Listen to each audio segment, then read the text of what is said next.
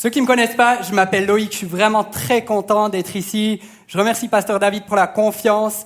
On est toujours dans notre série « Qui es-tu ?» où on essaye de comprendre c'est quoi notre identité, puis qu'est-ce que la Bible dit sur notre identité. Puis juste avant de plonger dans le message, j'aimerais juste prendre le temps de prier. Seigneur, je veux te remercier parce que tu es ici avec nous. Je veux te remercier parce que tu es un Dieu incroyable. Merci, Papa, pour le Père que tu es pour chacun d'entre nous. Puis je te prie vraiment que tu nous révèles le Père incroyable que tu veux être pour nous ce matin. En ton nom, Jésus, j'ai prié. Amen. Amen. Et on parle d'identité. Puis l'identité, c'est une grosse question. Alors là, vous allez voir apparaître une image de ma fille Adèle. Alors je sais, Adèle est très précoce, elle a 2 ans et demi, mais elle allaite déjà. Elle est vraiment en avance. Adèle, son nom, c'est Adèle Rose. Et il se trouve qu'elle aime le rose. Donc elle s'est dit, mes parents, ils m'ont appelé d'après toutes les choses que j'aime. Donc si aujourd'hui on demande à Adèle, comment tu t'appelles? Adèle va nous dire, je m'appelle Adèle, Rose, Violet, Licorne, Stella, Everest. Stella et Everest, pour ceux qui n'ont pas entre 0 et 5 ans, c'est 2 chiots de la patte patrouille. Donc Adèle est tout ce qu'elle aime. Alors bon, on peut rigoler sur Adèle, mais l'identité, c'est vraiment clé pour chacun d'entre nous. Puis si on est honnête, trouver sa vraie identité, c'est vraiment pas simple.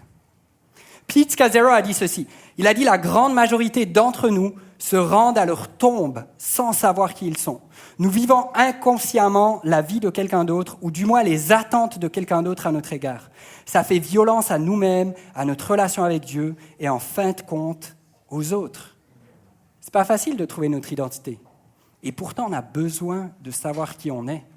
On a besoin de savoir d'où on vient, on a besoin de savoir si on appartient à un groupe ou pas. Je connais quelqu'un qui a été adopté, il a été adopté dans une famille très saine, et pourtant, à l'adolescence, il a commencé à développer une espèce d'obsession pour son père biologique qu'il n'a jamais connu. Tantôt, c'était une idéalisation totale, tantôt, c'était de la haine, mais on a besoin de savoir d'où on vient, on a besoin de savoir qui on est. Puis la question de l'identité est tellement centrale, on pourrait l'exprimer avec Blaise Pascal. Blaise Pascal a parlé de la recherche du bonheur, mais c'est 2 questions centrales dans notre vie. Blaise Pascal, c'est un inventeur, un penseur du XVIIe siècle, c'est celui qui a inventé la machine à calculer mécanique, la presse hydraulique, et c'était aussi un penseur. Ce qu'il a dit, tous les hommes recherchent d'être heureux. Cela est sans exception. C'est le motif de toutes les actions de tous les hommes. Et cependant, depuis un si grand nombre d'années, jamais personne, 100 fois, n'est arrivé à ce point où tous visent continuellement. Ce gouffre infini dans l'homme ne peut être rempli que par un objet infini et immuable, c'est-à-dire que par Dieu lui-même. Et si c'était Dieu qui avait la réponse à ta recherche d'identité, c'était le seul qui était capable de remplir le gouffre qu'il y a à l'intérieur de toi, qui crie pour une nouvelle identité. Dans la série dans laquelle on est à la chapelle, c'est ce qu'on essaye de rechercher. Qu'est-ce que Dieu dit sur mon identité? On a parlé de notre identité en Christ. Je suis ambassadeur, je suis saint, je suis membre du corps de Christ, je suis victorieux. Et on va continuer cette quête d'identité. Mais pour commencer, j'aimerais être honnête avec toi. Je suis assez convaincu que la quête de l'identité, c'est un processus qui va durer une vie entière. On ne va jamais être complètement dans une identité en Dieu. C'est une quête de tous les jours, mais pourtant on peut se rapprocher de cette identité. Puis c'est pour ça qu'on est là ce matin. Et aujourd'hui, on va explorer une nouvelle facette de cette identité. Et le titre de mon message, c'est « Je suis adopté ». Éphésiens 1, 4-6 nous dit ça. En lui, bien avant de poser les fondations du monde, il nous avait choisis pour que nous soyons saints et sans reproche devant lui. Puisqu'il nous a aimés, il nous a destinés d'avance à être ses enfants qu'il voulait adopter par Jésus-Christ. Amen. Voilà ce que, dans sa bonté, il a voulu pour nous, afin que nous célébrions la gloire de sa grâce qu'il nous a accordée en son Fils bien-aimé. Dieu a voulu nous adopter. Quelle nouvelle incroyable! Alors peut-être que toi, tu es là et tu dis, mais moi, l'adoption, c'est comme ça ne me parle pas. Tu sais, moi, ma famille était saine ou au contraire dysfonctionnelle. Ou au contraire, mon père, j'ai jamais connu, je veux pas que tu me parles de père, c'est pas quelque chose qui me parle. Ou peut-être que toi, tu as vécu une histoire compliquée avec l'adoption. Parce qu'on va se le dire, l'adoption, c'est un processus complexe. Mais peu importe d'où tu viens, peu importe ta situation, j'aimerais t'encourager, reste avec moi. J'aimerais juste te parler du contexte duquel Paul est en train de parler ici. Paul écrit aux Éphésiens, puis il écrit dans l'Empire romain. Et dans le contexte de la culture romaine, l'adoption, c'était un peu différent d'aujourd'hui. Ce qui se passait, c'est que c'était une personne qui avait un nom, qui avait une fortune, qui avait bien réussi dans la vie, puis qui n'était pas vraiment satisfait de ses héritiers. Soit il n'avait pas d'héritier, soit il avait des héritiers, puis il disait le caractère n'est pas assez bon, la qualité de mes héritiers n'est pas assez bonne. Alors ce qu'il choisissait de faire, c'est d'adopter le fils d'une autre famille. Donc c'est un processus qui était extrêmement complexe, extrêmement douloureux, c'était un long processus. C'était une cérémonie très formelle, il y avait une négociation entre les deux pères. Mais ce que j'aimerais retenir de ce processus d'adoption romain, c'est qu'il y avait 3 choses très importantes dont je veux vous parler. Puis la première, c'est que la personne adoptée perd tous ses droits et devoirs dans son ancienne famille et gagne tous les droits et devoirs de sa nouvelle famille. Alors là, vous allez me dire, mais ok, spirituellement, je comprends, Dieu nous adopte, mais c'est quoi notre famille d'origine ? La Bible nous dit que notre famille d'origine, c'est qu'on était esclaves. Galates 4. Mais lorsque le moment est vraiment venu, Dieu a envoyé son Fils, né d'une femme, né sous la loi, pour acheter ceux qui étaient sous la loi, afin que nous recevions le statut d'enfants adoptifs. Et parce que vous êtes ses fils, Dieu a envoyé dans votre cœur l'esprit de son Fils qui crie « Abba, Père ». Ainsi, tu n'es plus esclave, mais tu es fils ou fille. Et si tu es fils ou fille, tu es aussi héritier de Dieu par Christ. C'est mon premier point, je ne suis plus esclave. Tu n'es plus esclave.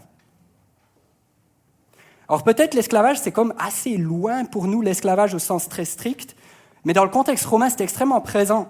Ramsey MacMillan estime qu'au temps de Tacite, environ 25% de la population vivait l'esclavage.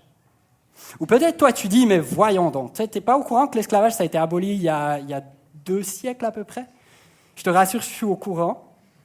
Mais est-ce que ça se pourrait qu'aujourd'hui on est encore esclave ? Si tu enlèves cet appareil-là, pour une journée entière, qu'est-ce qui se passe ?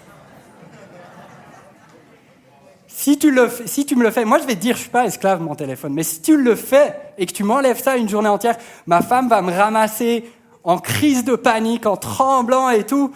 Pourquoi ? Est-ce que je serais esclave ? Puis là, en ce moment, toi, tu me juges, puis tu te dis, bah, voyons, toi. Est-ce que toi, tu es esclave du jugement, par exemple ? Est-ce qu'il y en a, tu es esclave de la performance ? Tu sais, l'excellence, c'est quelque chose d'hyper bon. On recherche l'excellence, on veut être meilleur.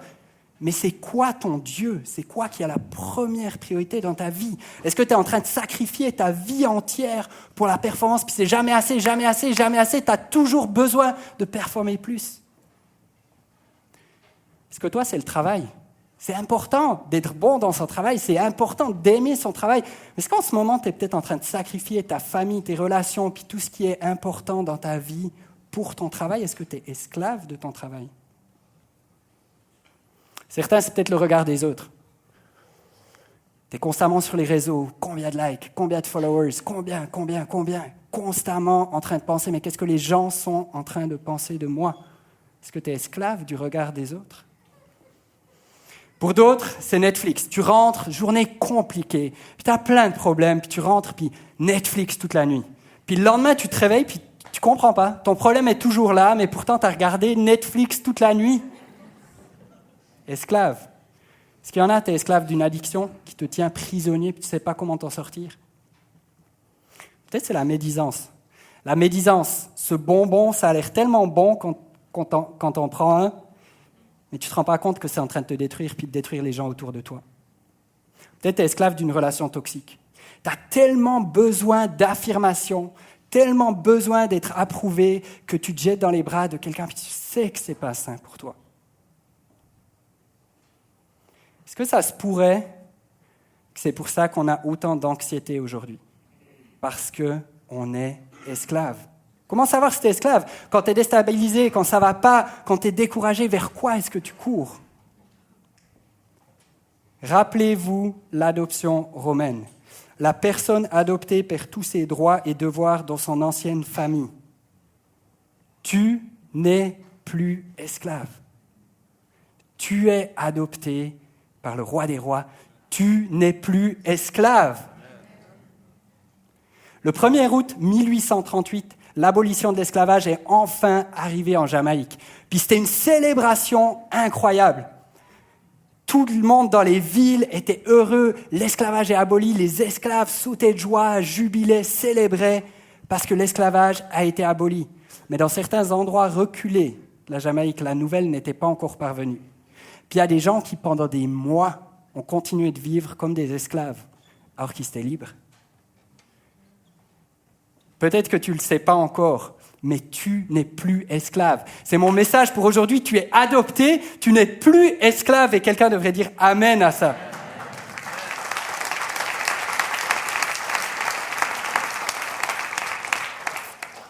Alors même si ton ancienne famille d'esclavage revient frapper à la porte, tu n'es plus esclave, elle n'a aucun droit sur ta vie. Si ton addiction revient frapper à la porte, tu n'es plus esclave.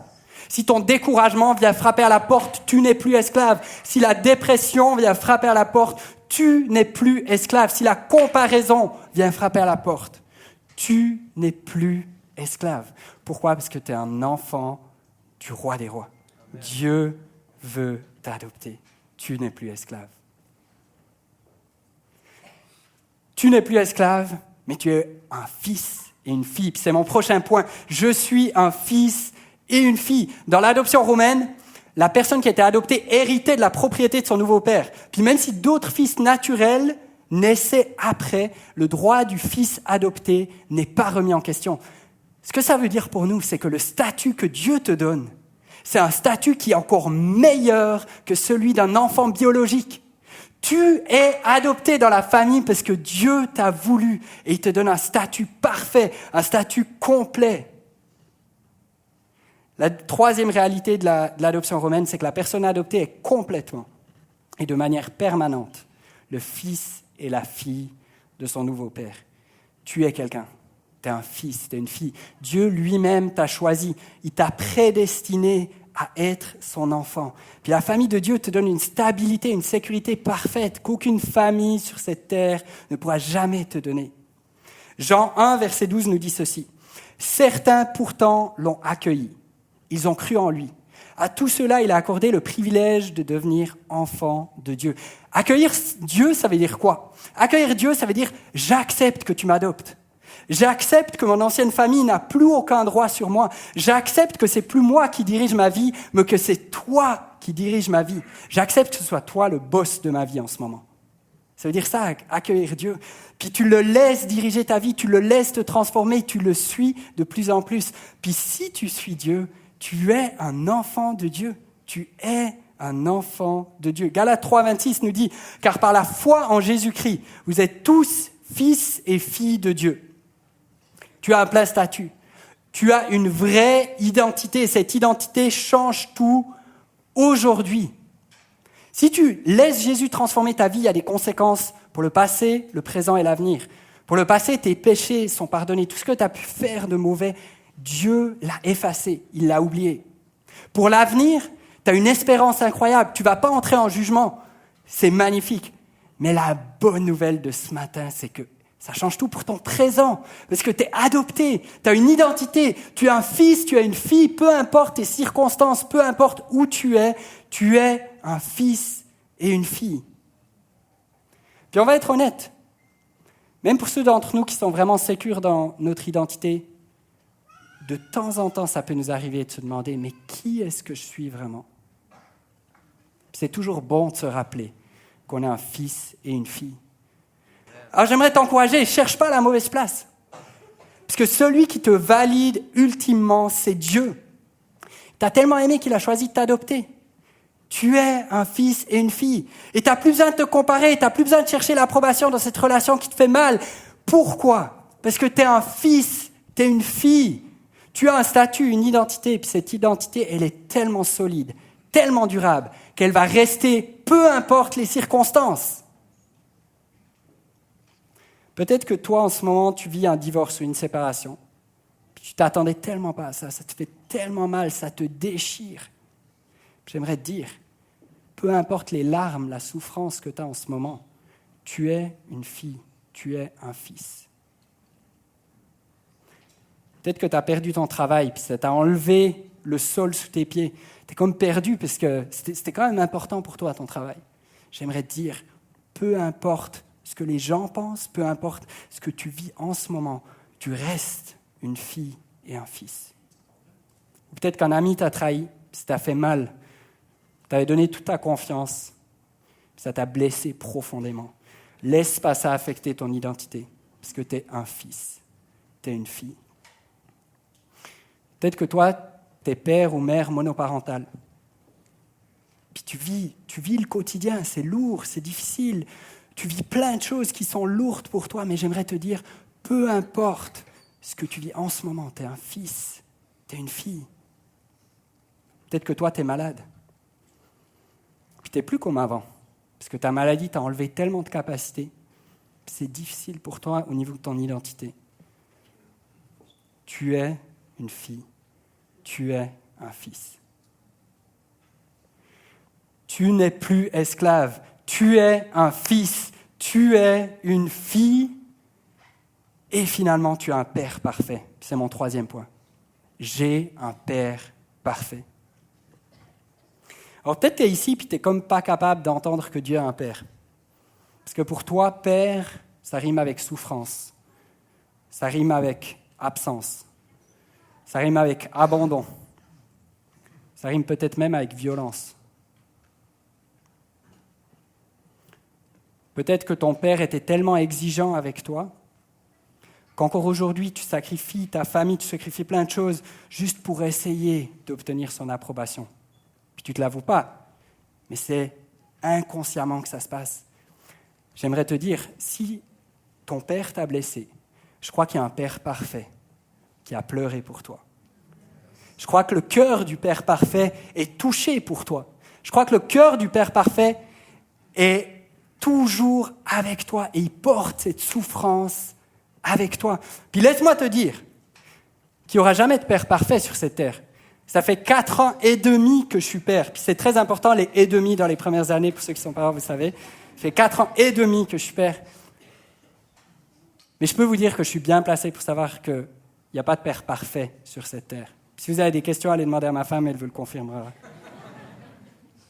Alors prenons le temps de regarder à ce Père qui est le seul Père parfait. Galates 4, 5 à 6, qu'on a déjà lu tout à l'heure, il nous dit « Il nous a ainsi permis d'être adoptés par Dieu comme ses fils et ses filles. Puisque vous êtes ses fils et ses filles, Dieu a envoyé dans notre cœur l'esprit de son Fils qui crie « Abba », c'est-à-dire « Père ». Abba, c'est plus qu'un groupe de musique suédois des années 70. Abba, c'est avant tout un terme araméen. L'araméen, c'est la 3e langue la plus parlée dans le contexte biblique. Puis Abba, ça signifie à peu près la même chose que papa.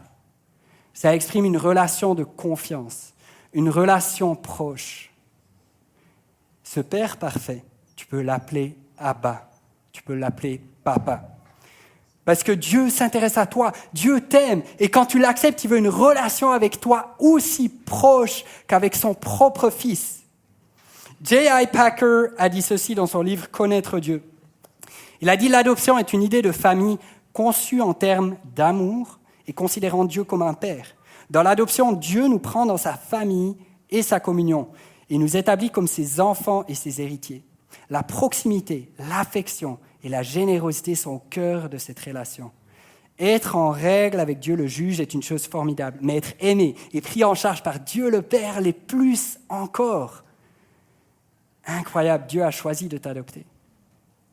Il l'a fait dans toute sa liberté. Tu es un fils du Père parfait. Alors comment est Dieu ? On a toutes sortes d'images de Dieu. Puis j'aimerais te dire peut-être que si toi, c'est un peu difficile de t'imaginer Dieu comme un père. J'aimerais te proposer que c'est peut-être que ton image de Dieu, ce n'est pas vraiment le Dieu de la Bible. Comment est Dieu ? C'est une grosse question. Dieu est juste, Dieu est saint, Dieu est roi, Dieu est tout-puissant, il y a plein de choses. Mais comment est Dieu ? Une des réponses, c'est que Dieu est comme Jésus. Jean 12, verset 45, c'est Jésus qui parle et qui dit « Celui qui me voit, voit celui qui m'a envoyé. » Dieu est comme Jésus. Si tu vois Jésus, tu vois Dieu. Alors comment est Jésus?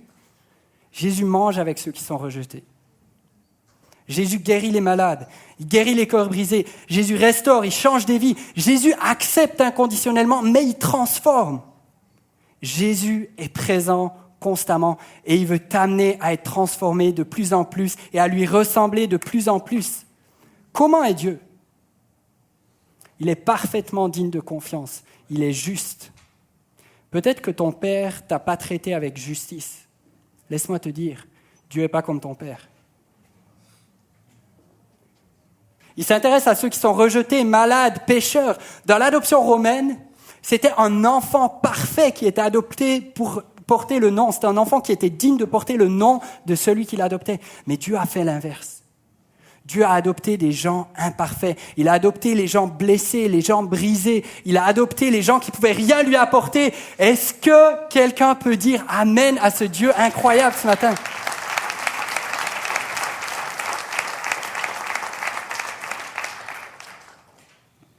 Laisse-moi te dire, Dieu valorise les enfants et pas les choses. Peut-être que toi, tu as souffert parce que tu avais l'impression que ton père s'intéressait beaucoup plus à sa nouvelle auto, à son bateau, à son iPhone qu'à toi. Laisse-moi te dire, Dieu s'intéresse à toi. Dieu a un père rempli d'affection. Nos enfants, ils ont 2 ans et demi et 4 ans et demi. Puis ils aiment bien jouer dehors. Et des fois, tu sais, c'est comme les enfants, c'est comme bizarre. Là, il y a une flaque d'eau sale, puis eux, ça les fait triper de juste jouer à l'intérieur. Quand tes enfants rentrent puis qu'ils sont sales, est-ce que ça change le regard que tu as sur eux? Ça ne change pas. Mais on va quand même les mettre dans la douche, par exemple. Je crois que Dieu est pareil. Dieu a une affection parfaite pour toi. Mais s'il y a des saletés dans ta vie, s'il y a des péchés, s'il y a des choses qui ne sont pas bonnes pour toi, Dieu veut enlever ces choses-là, il veut nettoyer ta boue, mais il t'affectionne parfaitement. Comment est Dieu? Il est présent 24 heures sur 24. Peut-être que toi, les souvenirs que tu as de ton père, c'est un père absent. Ça t'a manqué beaucoup. Ça a été difficile pour toi de te construire avec un père absent. J'aimerais te dire, Dieu est là 24 heures sur 24. Tu peux lui parler à tout moment. Dieu t'a tellement aimé qu'il a été prêt à donner la vie de son Fils pour toi. Laisse-moi te raconter une histoire de comment est ce Père, comment est Dieu. En 2012, j'ai eu la chance de rencontrer Floyd McClung en Afrique du Sud. Puis Floyd McClung a fondé une organisation qui s'appelle All Nations, qui est active dans les townships en Afrique du Sud. Les townships, c'est un peu comme des slums, c'est des endroits où il y a vraiment beaucoup de population puis très peu d'infrastructures. Floyd est décédé en 2021, mais il a passé sa vie à construire différents projets en Asie, aux Pays-Bas. Il a été notamment dans le Red Light District d'Amsterdam et il a toujours été dans les endroits où la misère humaine était à son comble.